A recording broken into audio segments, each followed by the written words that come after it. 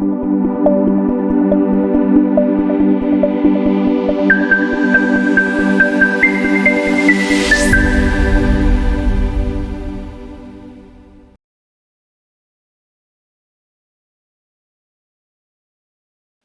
à tous et bienvenue dans cette nouvelle leçon d'algorithmique. Aujourd'hui, nous allons traiter les opérateurs. Les opérateurs sont des symboles qui permettent d'effectuer des opérations.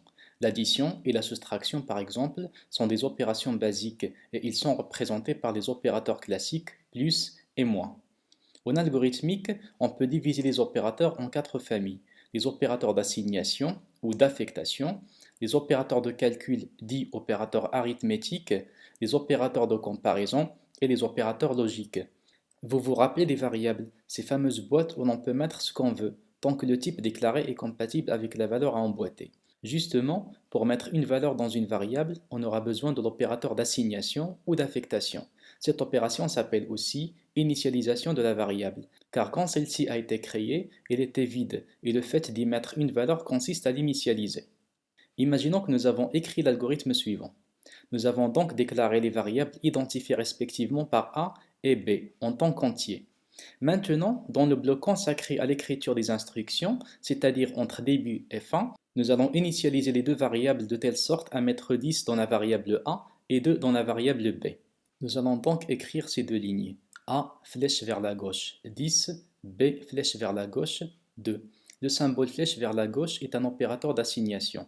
Et l'opération qui consiste à mettre 10 dans A ou 2 dans B s'appelle assignation, affectation ou initialisation. Cependant, le terme affectation reste le plus utilisé dans le milieu des programmeurs.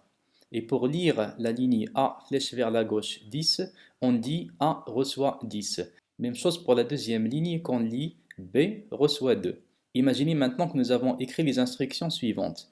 Dans ce cas, A reçoit 10 et B reçoit A, qui vaut 10. Donc B vaut 10 à son tour.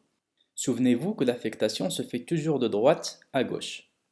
Notez que dans les langages de programmation comme C ou autres, il existe d'autres opérateurs d'assignation, mais en algorithmique, on se contente souvent de l'opérateur flèche vers la gauche. Si maintenant on veut faire les opérations arithmétiques, alors on aura besoin des opérateurs de calcul ou opérateurs arithmétiques suivants.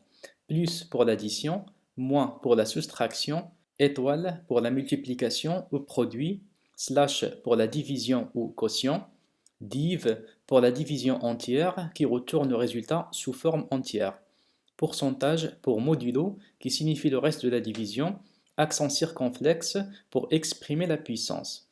Prenons l'exemple suivant. A reçoit 10, B reçoit 2, C reçoit 1 plus B. Bien entendu, on considère que l'on a déclaré la variable C en tant qu'entier. Dans ce cas, C vaut la somme de A et B, c'est-à-dire 12. Si on met C reçoit A slash B, alors C vaut 5. Avec C reçoit A pourcentage B, C vaut 0, qui est le reste de la division de 10 par 2. Imaginons maintenant que nous avons déclaré ces deux lignes. A reçoit 10, A reçoit 1 plus 1. Dans la première ligne, A vaut 10. Et dans la deuxième ligne, on constate que A figure de part et d'autre du symbole de l'affectation.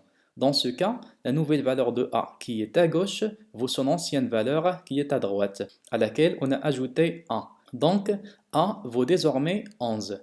Notez que le fait d'assigner une nouvelle valeur à une variable écrase systématiquement son ancienne valeur. Imaginez maintenant que nous avons le code suivant. A reçoit 10 plus 2 étoile 5 moins 1. Dans ce cas, il faut ordonner les opérateurs selon leur priorité. Les opérateurs accent circonflexe, étoile, slash, div et pourcentage s'exécutent avant plus et moins. Donc, dans l'exemple, A aura la valeur 19. Si on veut par exemple rendre la soustraction prioritaire au produit, alors il suffit de mettre les parenthèses comme ceci. Dans ce cas, on aura la valeur 18. Imaginez maintenant que nous disposons de deux variables A et B qui sont des entiers. Si on veut comparer les deux variables, on utilise les symboles suivants, dits opérateurs de comparaison. Égalité des valeurs, strictement inférieur, strictement supérieur, inférieur ou égal, supérieur ou égal. Exemple, A reçoit 10, B reçoit 2, A égale à B, A supérieur strictement à B. Dans ce cas, l'instruction A égale à B est une expression de comparaison. En effet, on compare A et B. Si les deux variables ont des valeurs égales, alors l'expression A égale à B retourne un résultat booléen dont la valeur est vraie. Mais dans ce cas, A et B sont différents. Donc l'expression A égale à B est fausse. Et par conséquent, cette expression retourne le résultat booléen faux. La ligne A supérieure à B est aussi une expression qui retourne un résultat booléen qui vaut vrai dans ce cas, car A est réellement supérieur à B. Notez que nous aurons l'occasion de traiter les expressions qui retournent le résultat booléen dans la partie consacrée aux structures conditionnelles et itératives. Les opérateurs logiques, quant à eux, permettent d'exécuter des opérations logiques sur des variables ou expressions booléennes. Considérons les instructions suivantes. A reçoit 10, B reçoit 2, A strictement supérieur à B et A strictement inférieur à 20. L'expression A strictement supérieur à B et A strictement inférieur à 20 retourne vrai, car réellement A est supérieur à B et A est inférieur à 20 en même temps. L'expression A strictement supérieure à B et l'expression A strictement inférieure à 20 sont toutes les deux vraies, donc la combinaison des deux par l'opérateur logique est vraie aussi. Les opérateurs logiques utilisés en algorithmique sont et, ou et non. Des fois, on fait appel à d'autres opérateurs, mais ces trois-là restent les plus communs. Les deux tables de vérité suivantes résument les différents cas de figure des opérateurs logiques. Je rappelle qu'on aura l'occasion de voir les expressions booléennes et les opérateurs logiques avec plus de détails dans la partie consacrée aux structures conditionnelles et itératives. Notez aussi qu'il reste un autre opérateur qu'on appelle opérateur de chaîne de caractères, que l'on aura l'occasion de voir plus tard.